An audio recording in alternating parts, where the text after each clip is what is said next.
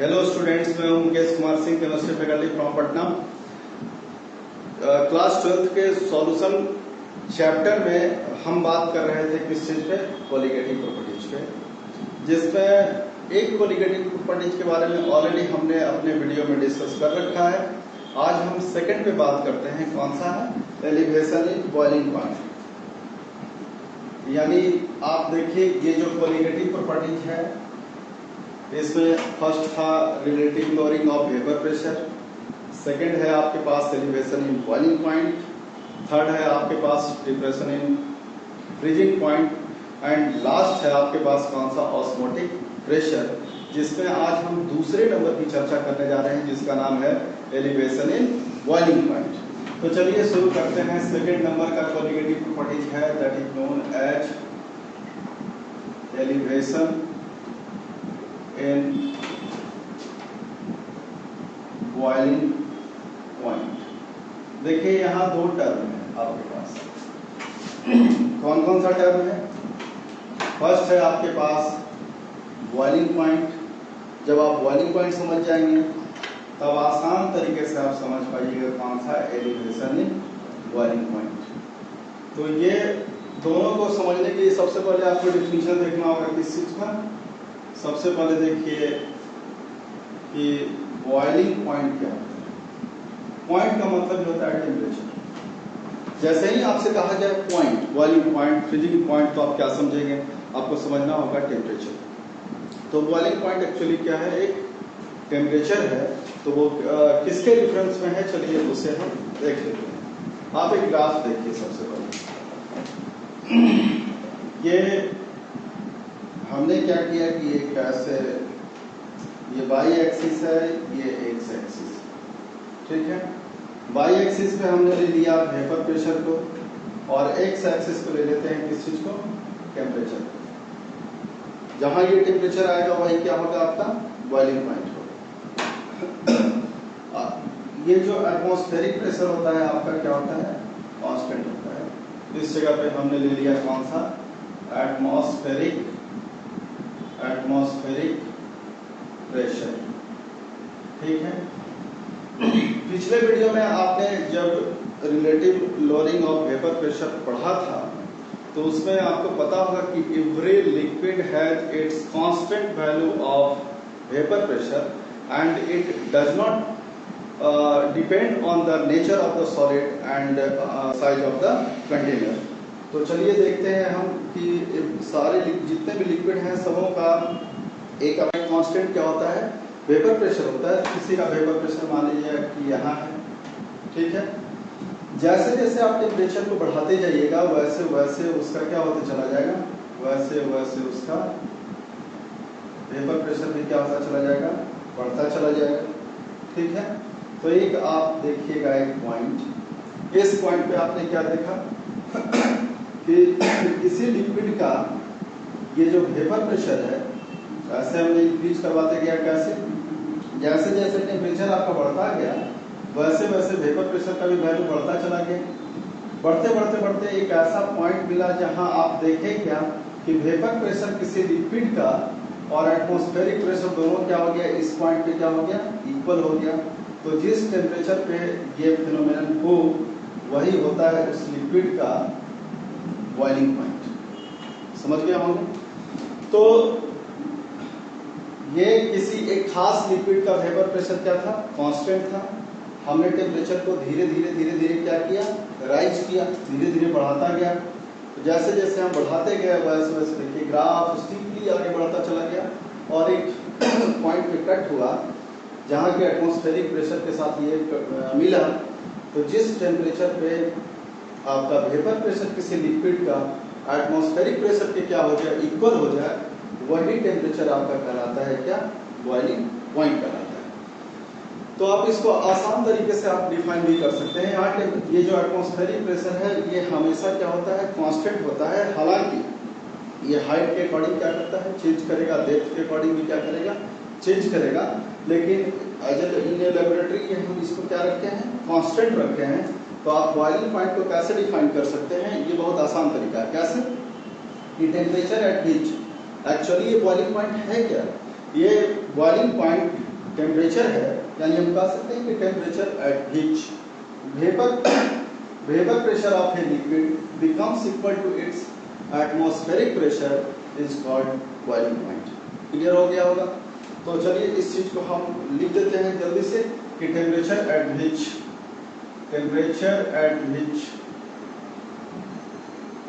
Vapour pressure of a liquid becomes equal to atmospheric pressure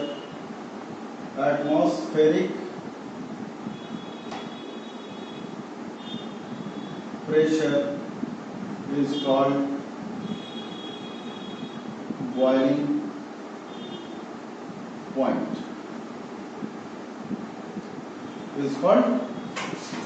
point, ठीक है। चलिए, जब बॉइलिंग पॉइंट जब हम लोगों ने पढ़ लिया है तो अब आसान तरीके से हम समझ सकते हैं कौन सा point, elevation in boiling point के बारे में, ठीक है। देखिए, अब बॉइलिंग पॉइंट के बाद अब हम पढ़ने जा रहे हैं। अब इस पॉइंट को हम ये डिलीट कर देते हैं क्योंकि इसके बारे में हम लोगों ने क्या कर रखा है, पढ़ा रखा है।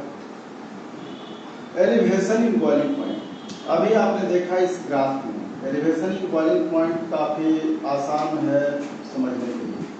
तो देखिए कि कैसे elevation in boiling point, atmospheric pressure आपका क्या है, यहाँ हमने कांस्टेंट रखा है।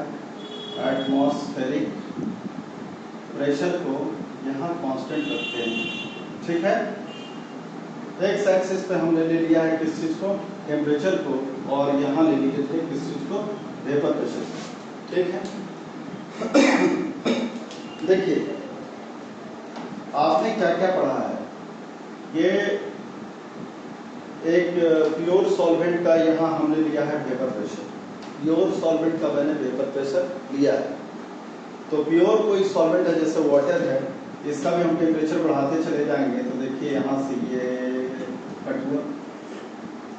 तो प्योर सॉल्वेंट का आपके पास एक बॉइलिंग पॉइंट मिला इस जगह पे, 100 डिग्री सेंटीग्रेड पे ऐसे होता है। यहाँ से ये मिला हुआ आप कई बुक में नहीं देखिएगा, इस वजह से हमने इसको ड्रॉ नहीं किया, इसको हम डिलीट कर देते हैं, ठीक है। आप यहाँ से देखिए इस तरीके से स्टेपली ये इंक्रीज करता चला जाता है। ये आपका बॉइलिंग, ये है कोई सॉल्वेंट, और इस पॉइंट पे जो बॉइलिंग पॉइंट मिला है वो प्योर सॉल्वेंट का है, तो हम इसे लिख देते हैं T0, ठीक है। आगे देखिए, सॉल्वेंट में जैसे ही पिछले वीडियो में मैंने पढ़ाया था कि सॉल्वेंट में जैसे ही आप किसी सॉल्वेंट को क्या करते हैं, मिक्स करते हैं, तो जैसे ही आप मिक्स करिएगा तो उसका वेपर प्रेशर क्या कर जाएगा, डिक्रीज कर जाएगा। तभी तो आपने पढ़ा था लोअरिंग ऑफ वेपर प्रेशर। तो जैसे ही इसमें किसी सॉल्वेंट को हमने डिजोल्व किया इस सॉल्वेंट में, तो वो सॉल्वेंट नहीं रह जाएगा, अब हो जाएगा क्या, सॉल्यूशन हो जाएगा। तो उसका वेपर प्रेशर देखिए अब डिक्रीज कर गया, नीचे चला है। क्यों आया नीचे, जैसे ही सॉल्वेंट को ऐड करेंगे, जितना अमाउंट में हम सॉल्वेंट को ऐड करते जाएंगे इसका वेपर प्रेशर उतना नीचे चलता चला जाएगा, क्योंकि अमाउंट ऑफ सॉल्वेंट पे ही कोलिगेटिव प्रॉपर्टीज क्या करता है, आपका डिपेंड करता है। तो आप यहाँ से देखिए, ये किसी सॉल्यूशन का हम ऐसे देख लेते हैं, देखिए इस जगह। तो ये जो आपने देखा, ये बॉइलिंग पॉइंट, ये वेपर प्रेशर है किस चीज का, सॉल्यूशन का। ये सॉल्यूशन का फॉर्मेशन कैसे हुआ, जब हमने इस सॉल्वेंट में सॉलिड को मिक्स किया तो ये हो गया क्या, सॉल्यूशन। सॉल्यूशन होते ही इसका वेपर प्रेशर डिक्रीज करके कहाँ पहुंच गए, नीचे। तो टेम्परेचर आप बढ़ाते जाइए तो देखिए इसका बॉइलिंग पॉइंट कहाँ आ गया, इसका बॉइलिंग पॉइंट आ गया इस पॉइंट, ठीक है। तो ये हो गया आपके पास boiling point of the solution, boiling point of the solution.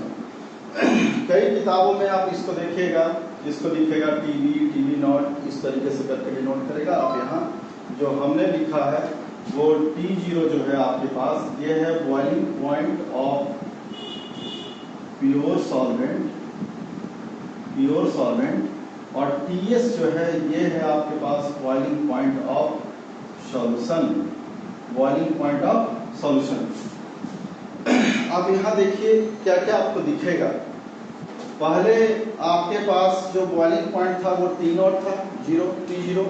यहाँ जैसे ही इसमें अमाउंट ऑफ सॉलिड को आपने डाला, बना सॉल्यूशन, इसका बॉइलिंग पॉइंट इसका इंक्रीज कर गया। इस जगह पे से देखा जाता है, यहाँ से यहाँ देखिए और यहाँ से यहाँ देखिए, देखिए इंक्रीज कर गया है।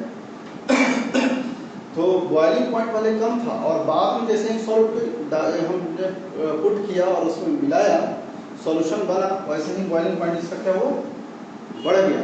तो बॉइलिंग पॉइंट का बढ़ना ही आपको कहलाएगा क्या, एलिवेशन। एलिवेशन का मतलब भी होता है क्या, कर जाना, इंक्रीज कर जाना। तो इसी चीज को हम बोलते हैं एलिवेशन इन बॉइलिंग पॉइंट। अब हम देखेंगे कि कितना से एलिवेट किया है। तो देखिए तो ये एक डिफरेंस निकलेगा, ये हो जाएगा आपके पास TB and here delta TB is equal to, आप डिफरेंस निकालना चाह रहे हैं तो ज्यादा में से आप कम को घटाइएगा, तो ये हो जाएगा आपके पास TS माइनस T0 और यहाँ जो आपने देखा डेल्टा TB, यही है आपका एलिवेशन इन बॉइलिंग पॉइंट। यही है आपके पास कौन सा, एलिवेशन इन बॉइलिंग पॉइंट।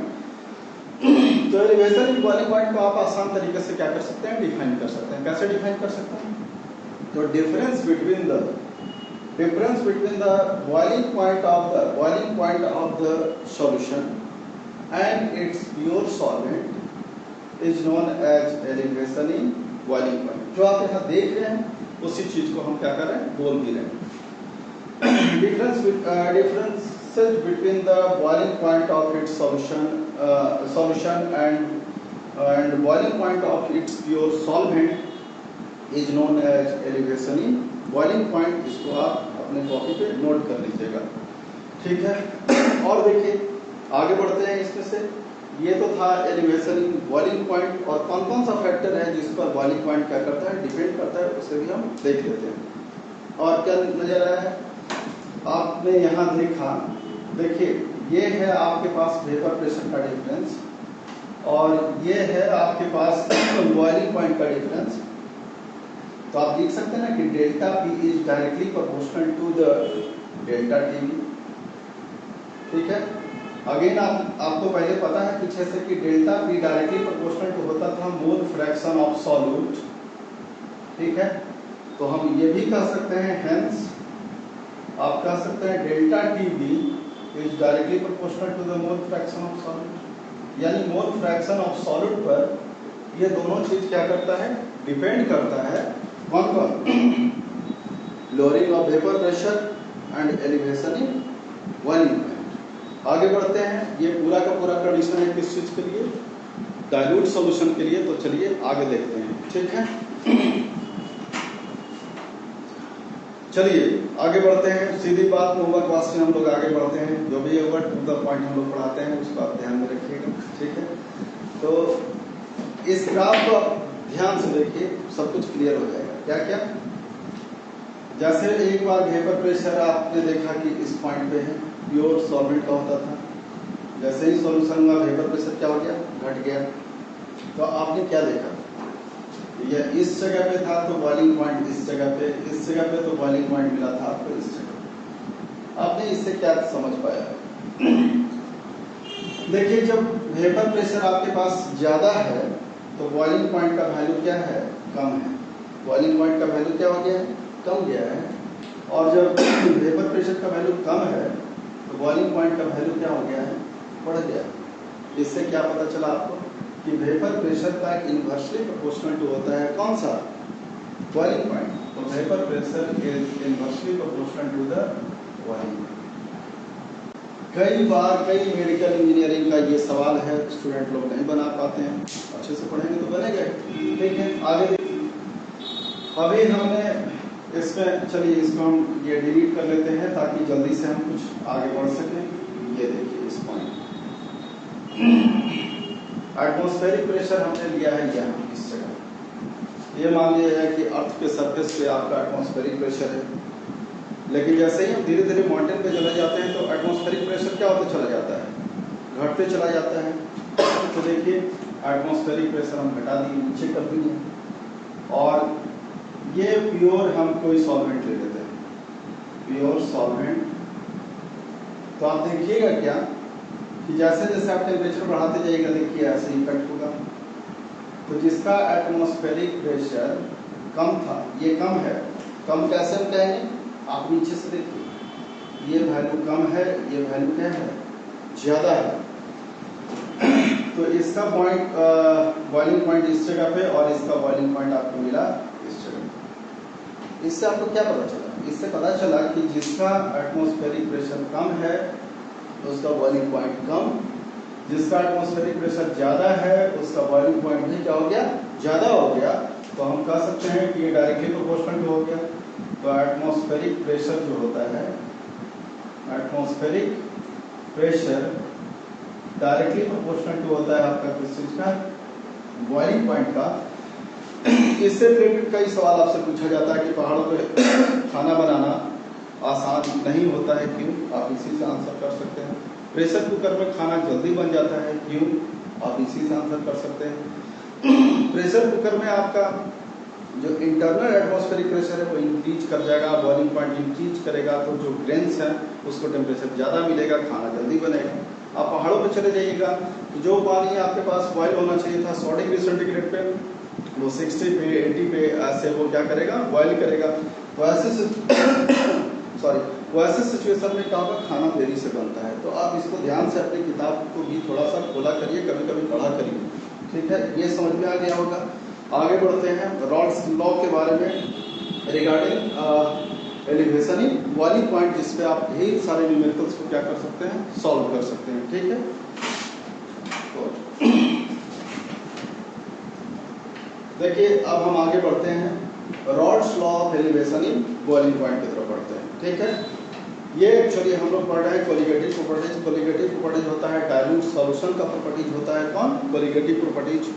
और इसमें क्या होता है आपका कि अमाउंट ऑफ सॉल्यूट क्या होता है, वेरी वेरी लेस। और बेसिकली ये जो कंडीशन हम पढ़ रहे हैं इसमें सॉल्यूट का यूज किया गया है इन ए वोलेटाइल लिक्विड्स केस।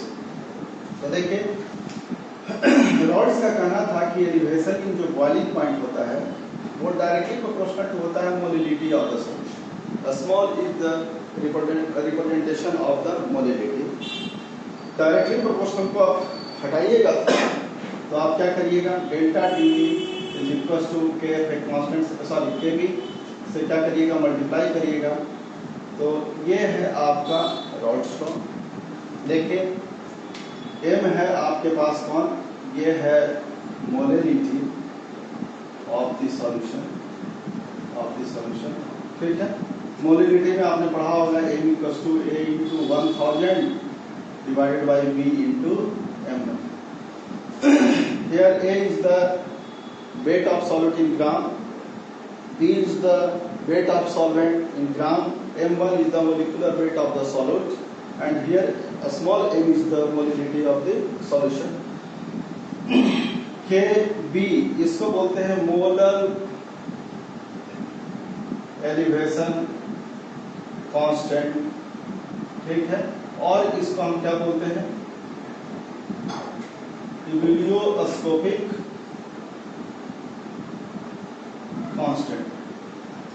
इसका दो नाम, molar elevation constant, second name है आपके पास इवेलियोस्कोपिक कांस्टेंट। ये कई बार आपसे पूछा भी जाता है, कौन? केवी।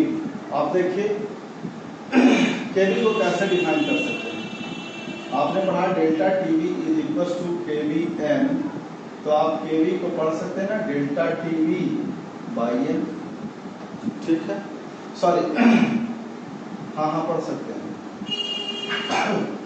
यहाँ इसका डेफिनेशन के लिए इफ एम इक्वल टू 1, यानी ये हो जाएगा कैसा सॉल्यूशन, मोलर सॉल्यूशन। जब मोलिलिटी का वैल्यू 1 हो जाए तो ऐसे को हम बोलते हैं क्या, मोलर सॉल्यूशन बोलते हैं। तो जैसे ही इसका वैल्यू 1 होगा तो डेल्टा टीवी इक्वल टू क्या हो जाएगा, इक्वल हो जाएगा, क्योंकि एम का वैल्यू क्या है, 1 है। तो delta TV is equal to हो जाएगा आपके पास केवी। कैसे इसको डिफाइन करिएगा, केवी को आप कैसे डिफाइन करिएगा, बहुत सिंपल है। देखिए यहाँ ये एक्चुअली है elevation in boiling point, language में डेल्टा टीवी को हम कहेंगे क्या, एलिवेशन इन बॉइलिंग पॉइंट बोलेंगे। तो हम कह सकते हैं कि elevation in boiling point of the molar solution is called elevation in boiling point, या इसको दूसरा नाम है कौन सा, इबिलियोस्कोपिक कांस्टेंट। क्लियर। चलिए आगे बढ़ते हैं। केवी का यूनिट क्या हो सकता है? केवी का यूनिट निकालना भी काफी आसान है। जैसे केवी इज इक्वल टू आपने पढ़ा डेल्टा टीवी बाई एम, तो इसका यूनिट हो सकता है क्या क्या। देखिए डेल्टा टीवी तो वो तो चेंज इन टेम्परेचर है। चेंज इन टेम्परेचर को आप केल्विन, डिग्री सेंटीग्रेड किसी से क्या कर सकते हैं, रिप्रेजेंट कर सकते हैं। तो आप लिख सकते हैं केल्विन पर एम मोलरिटी, या आप लिख सकते हैं डिग्री सेंटीग्रेड पर एम, और लिख सकते हैं क्या, डिग्री सेंटीग्रेड और केल्विन, या केल्विन सीधा सीधा ले लीजिए, जो सबसे ज़्यादा यूज होता है केल्विन केजी पर मोल। तो देखिए केल्विन तो आपको समझ में आ गया होगा, ये मोलरिटी का जो होता है ना यूनिट जो होता है केजी पर मोल, ठीक है। तो इस तरीके से यूनिट हो गया केल्विन केजी पर मोल। आगे बढ़ते हैं, ठीक है। नेक्स्ट देखिए, जो कि केवी निकालने के लिए सबसे ज़्यादा इंपॉर्टेंट एक फार्मूला आते रहता है, ये केवी इक्वल टू होता है RT0² डिवाइडेड बाई 1000 एलवी, ठीक है। यहाँ जो एलवी है आपके पास ये delta H vaporisation by M1 है। इस पर ढेर सारे सवाल आते रहते हैं, आप समझिए इस चीज़ को। R है गैस कांस्टेंट 8.314 या 2 कैलोरी होता है उसके टर्म में। T0 का जो स्क्वायर है ये एक्चुअली है boiling point of pure solvent, 1000 तो समझ ही रहे हो 1000 है। LV है लेटेंट हीट ऑफ वेपोराइजेशन, और यहाँ भी है लेटेंट हीट ऑफ वेपोराइजेशन, लेकिन ये है आपके पास पर मोल के हिसाब से और ये है पर ग्राम के हिसाब से। M1 है molecular weight of the solvent.